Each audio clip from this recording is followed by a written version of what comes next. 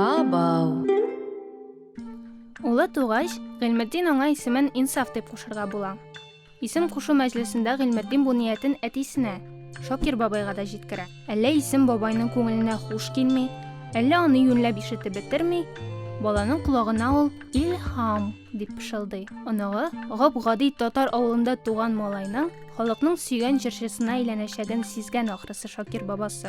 Илһам исеме җисеменә туры килгән бит. Алда аны зур сәхнәләр һәм танылу көткән, кешеләрне илһамландырган тарихлары да күп димәк. Бүген сүз шул хакта. Карьерасы башында радиодан яңгырый башлагач, аңа күпләп хат юлларга тотыналар. Мәхәббәт хатлары да, рәхмәт хатлары да була арада. Ә бер юлы Илһамга үтә калын конверт килеп төшә. Ә ичендә кичкенә генә язуы һәм җентекләп төрелгән: "Кадерле Илһам, без сине шундый яратабыз, сине мунчага чакырып, майлы кыймак белән сыйларга хыялланабыз. Әмма без ерак, тавышыңны радиодан гына ишетәбез. Менә рәхим итеп кыймагыннан булса да авыз ит. Әйбәт булды әле бу. Көне буе авызга ризык капкан юк иде" дигән дә Илһам тәмләп кыймакларны ашап та куйган. Менә шул чакта ук кешене илһамландыра, язмыш бүләкләренә куана белгән ул һәм шаяртырга да бик оста булган.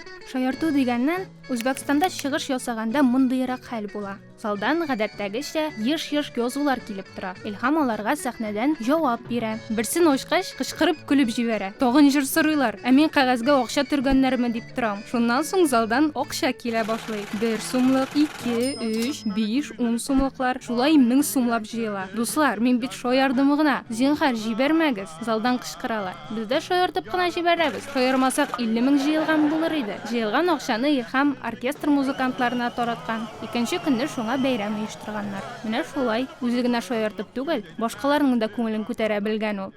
Бер вакыт Илһам Шакиров концертлар белән Кыргызстан тауларындагы ерак поселокка, Татариядан килеп, Төрекөмеш руднигында эшләүчеләр янына барып чыга. Зал туп-тулы була. Планлаштырылган 2 сәгать урынына Илһам артистлар белән бергә 5 сәгать концерт бирә. Ул кичтән соң күбесе рухланып, эш хакы югары, әмма тормыш өчен куркыныч ул урыннан туган якларына кайтып китә. Илһамның җырлары тулы бер эшчеләр поселогын диярлек туган җиренә кайтарган булып чыга. Әмма бу хәл Әстерхан өлкәсендәге Елга аръягы бер авылда килеп чыга. Анда Шакиров коллективы кышкы концерт белән юнәлгән була. Билет сатылган, халык Илһамны сагынган, көтә. Артистлар билгеләнгән көнгә юлга чыга. Кинәт елгада боз ваткыч үтә дә, икенче ярга чыгучыларның атлар, машиналарның юлын бүлә. Бер генә юл кала. Һәм артистларына Илһам шуны тәкъдим итә дә: ярылган боздан чыгу. Кыю һәм хәтәр адым була бу. Боздан авылга Шакиров белән баянчысы гына чыга. Ә киче шаулап үтә. Илһам озаклап җырлый, шигырь укый, аралаша. Татар музыкасы турында үзенчә озак итеп сөйли. Кайтыр вакыт җиткәндә төн була. Бозлар инде күренми. Авыл кешеләре токталар, баулар, кылгалар алып килеп, музыкантларга группалар янына каршы якырга чыгарга ярдәм итә. Кыскасы, Илһам Шакиров халыкка җаны белән ачык кеше була. Ә халык аңа үз җанын ача. Моңлы кеше инде. Нәрсә дисең? Илһам да, ярату да шуннан.